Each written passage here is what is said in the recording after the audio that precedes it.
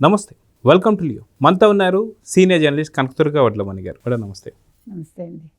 RK రోజా ఒక tweet చేసింది. ప్రధానమంత్రి పొదుపు సూచనలు ఏవైతే ఉంటాయో వీటిని గుర్తు చేస్తూ తెలుగుదేశం పార్టీకి సంబంధించి జరగబోతున్నటువంటి ఒక మహానాడుని ఆపేయండి అని చెప్పేసి ఒక కీలక వ్యాఖ్యలు చేశారు. చేస్తూనే మీరు మహానాడు పెట్టేదే వైసీపీని జగన్మోహన్ రెడ్డి తిట్టడానికే కదా అని చెప్పేసి అంటున్నారు. నిజంగా ప్రధానమంత్రి చెప్పినటువంటి ఒక పొదుపు సూచనలు వైసీపీ పాటిస్తుందా? నిజంగా హితవు చెప్పేటువంటి ఒక అర్హత రోజాకుందా అంటే ఏం చెప్తారు?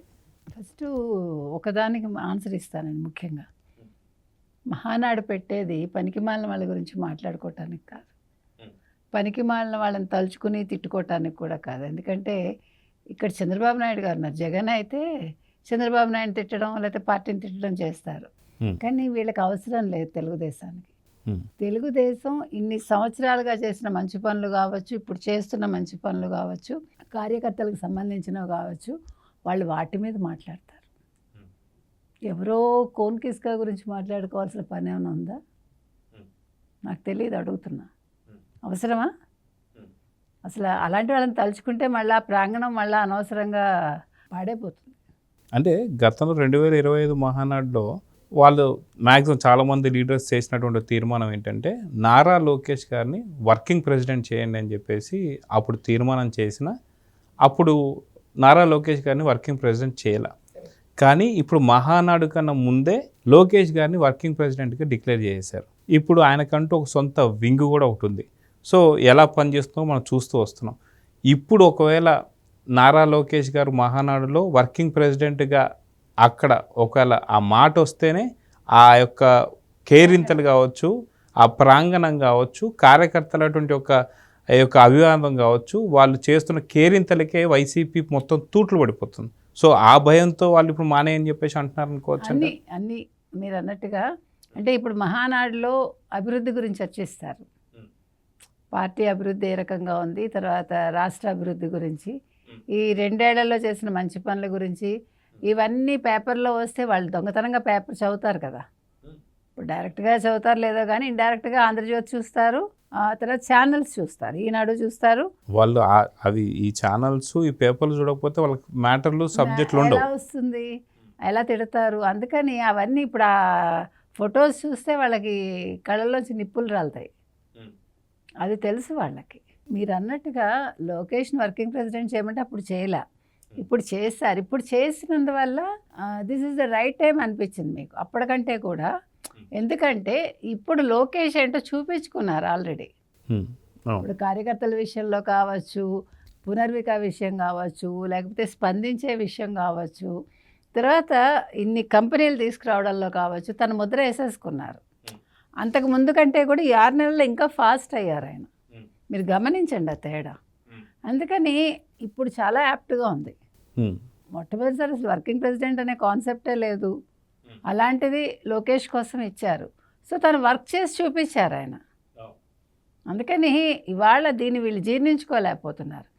రెండోది, ఇప్పుడు మీరు మహానాడు అని పెడితే వాళ్ళు వైసీపీకి అసలు కార్యకర్తలే లేరు, మహానాడులు ఎక్కడ ఉంటాయి? గతంలో ఒక ప్లీనరీ జరిగింది. ఆ ప్లీనరీలో కూడా గౌరవ అధ్యక్షురాలుగా ఉన్నటువంటి ఒక తీసేశారు కదా, రాజీనామా చేపిస్తానికి సభ పెట్టినట్టుగా. అందుకోసమే చేశారు. అక్కడ మాట్లాడుకోవటానికి ఏమున్నాయి? ఏమైనా ఉంటే దెబ్బలాడుకోవాలి, కుటుంబ కలహాలు బయట పెట్టుకోవడం తప్ప. అందుకని తల్లి చేత రిజైన్ చేయించాడు. పాప ఏ తల్లి అయితే రాజన్న బిడ్డగా ఒక్క ఛాన్స్ ఇవ్వండి అని పాప ఆవిడ అడగాల్సి వచ్చిందో. ఆవిడ జీవితంలో కొడుకు కోసం చేసిన మొట్టమొదటి చివరాఖరి తప్పిదం అదే. దాన్ని ఎప్పుడు సరిదిద్దుకున్నారంటే ఆవిడ లెటర్ రాసి అమెరికా నుంచి నా కొడుకు ఓటేయకండి అని చెప్పారు. ఆ తప్పిదాన్ని అలా సరి చేసుకున్నారు ఆవిడ. ఒక తల్లి ఎప్పుడు కూడా అలా చెయ్యదు. చేసిందంటే ఆ కొడుకు ఎలాంటి వాడో మీరు ఆలోచించుకోండి. ఏ తల్లి అయినా రాస్తుంది అట్లా?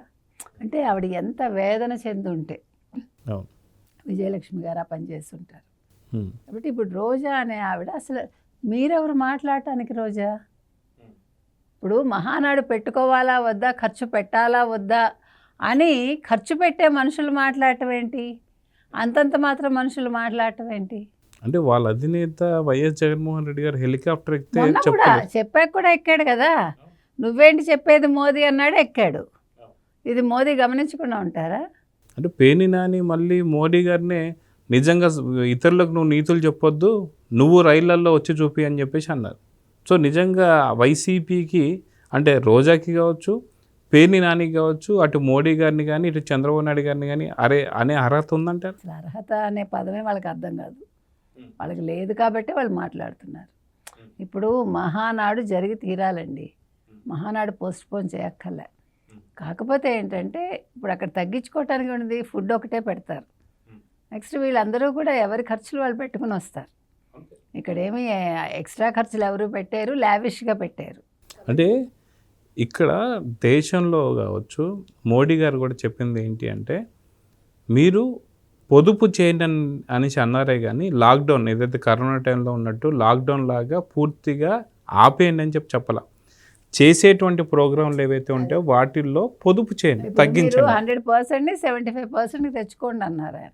అది ఆల్రెడీ చంద్రబాబు నాయుడు పాటిస్తున్నారు, లోకేష్ పాటిస్తున్నారు, పవన్ కళ్యాణ్ పాటిస్తున్నారు, అంతా అయిపోయింది. కాన్వాయ్ తగ్గించేసుకున్నారు. ఇంకేం కావాలి? అది కాక రోజా గారు మాట్లాడుతుంది ఎట్లా ఉందంటే ఏదో మొట్టమొదటిసారిగా ఇప్పుడే మహానాడు అంటూ ఎక్కడో కొత్త కాన్సెప్ట్ తీసుకొచ్చేసి 44 సంవత్సరం సార్, కొత్త కాన్సెప్ట్ తీసుకొచ్చేసి 50 ఏళ్ళు ఉంటాయో నాకు ఐడియా లేదు. అంటే ఆవిడ చిన్నప్పుడే ఆవిడకి తెలియదేమో తెలుగుదేశం పుట్టింది. అవును, మహానాడు కూడా అప్పుడే పుట్టింది. సో అలాగా ఏదో ఇప్పుడు కొత్తగా తీసుకొస్తున్నట్టు కావాలని చెప్పి ఆడంబరాలు చేస్తున్నట్టుగా రోజా గారు మాట్లాడుతుంది. కానీ 44 ఏళ్ళుగా మీరు అన్నట్టుగా మహానాడు జరుగుతూనే ఉంది. ఏదన్నా ఇప్పుడు కరోనా కానీ లేదంటే ఏదన్నా 1-2 సార్లు తప్ప అంతే.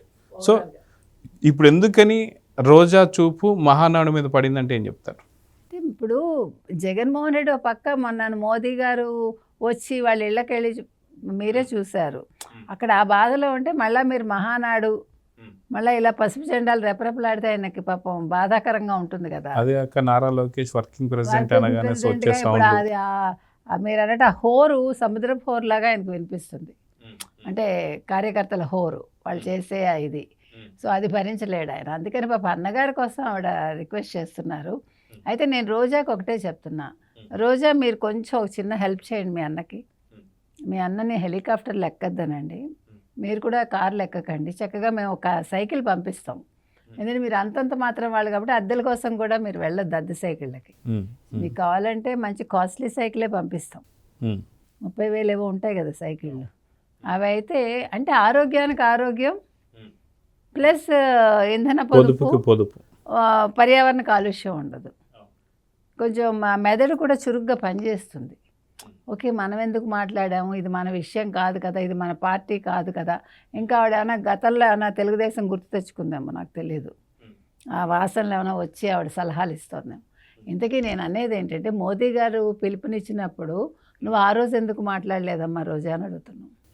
ఆ రోజే నువ్వు చెప్పాలి కదా, అన్న జగనన్న ఆ రోజు అసెంబ్లీలో జగనన్న అన్నారు కదా, అట్లా పిలిచి జగనన్న పొదుపు అన్న పొదుపు పాటించన్నా అని చెప్పాలి కదా. హెలికాప్టర్ ఎక్కొద్దన్నా ప్లీజ్ అన్నా నీ చెల్లినన్నా అని చెప్పాలి కదా. మరి ఆ రోజు చెప్పకుండా అసలు నువ్వెవరు మధ్యలో తెలుగుదేశానికి చెప్పటానికి? What right you have got? వైసీపీకి ఎట్లా ప్లీనరీ సభలు ఉండవు అంటే ఏంటో తెలీదు, సభలు ఉండవు కదా తెలీదు. ఎందుకంటే జగన్ గారు ఓన్లీ పాప అప్పుడు వాలంటీర్స్ని పెట్టుకున్నాడు, అయిపోయింది, వాళ్ళ పని కూడా అయిపోయింది. 8 నెలల జీతాలు ఇవ్వలేదు వాళ్ళు, మెంగలేక కక్కలేక అప్పుడు పాప నోర్లు మూసుకోవాల్సి వచ్చింది. ఎక్స్టెన్షన్ ఇవ్వలేదు. ఇంకెవరున్నారు కార్యకర్తలు అంటే? ఉన్నవాళ్ళు ఎవరంటే వాళ్ళెవరు రప్పరప్ప బ్యాచ్ ఉందంతే. అది తప్ప వాళ్ళకి నిజమైన కార్యకర్తలు, హార్డ్ కోర్ ఫ్యాన్స్, లేకపోతే పార్టీ కోసం ప్రాణాలు ఇచ్చేవాళ్ళు ఎవరూ లేరు. కావాలంటే వీళ్ళు ప్రాణాలు తీసేసి మా కోసం ఇచ్చారని చెప్పేంత దమ్ము ధైర్యం వాళ్ళకు ఉంది. అంతవరకు నేను చెప్తా. కాబట్టి ఒక్క రోజాకి మనం ముఖ్యంగా చెప్పేది ఏంటంటే, మీకు అనవసరం రోజా మీ పని ఏదో మీరు చూసుకోండి. మీరు అనవసరమైన విషయాల్లో తలదూర్చి అనవసరంగా మీకు అసలు పరువు లేదు, ఏమైనా ఒకవేళ ఉంది అనుకుంటే దాన్ని ఇంకా పోగొట్టుకోవద్దు ప్లీజ్ అంటున్నాను. సో చూద్దాం మేడం, ఖచ్చితంగా రోజా కావచ్చు, అదేవిధంగా పేర్ని నాని కావచ్చు, అటు మోడీ గారికో లేదంటే మనకు కూటమి పెద్దలకో చెప్పే అంత అర్హత లేదు. అవును, కావస్తే వైఎస్ జగన్మోహన్ రెడ్డి గారిని హెలికాప్టర్లు కానీ కార్లు కానీ ఎక్కనీయకుండా ఒకవేళ ఆపగలిగే శక్తి ఉంటే ఆపండి అనేది సైకిల్ అంటే మళ్ళీ వాళ్ళకి తెలుగుదేశం సైకిల్ గుర్తుకొస్తున్నామో. అంటే ఎల్లో కలర్ కాకుండా వేరే ఏదైనా కలర్. ఎల్లో కలర్ ఎలాగా ఇవ్వర్లేండి, బ్లాక్ ఏదైనా ఇవ్వచ్చు, లేదా వాళ్ళకి ఇష్టమైన రెడ్ కలర్ రప్ప వాళ్ళకి కాదు రెడ్ బుక్ గుర్తుకొస్తుంది మళ్ళీ మీరు రెడ్ అంటే, మళ్ళీ మాకు రంగులతో ప్రాబ్లం ఉంది, మన నీలం రంగు ఎలాగా ఇవ్వం, అందుకని నలుపు అయితే సేఫ్.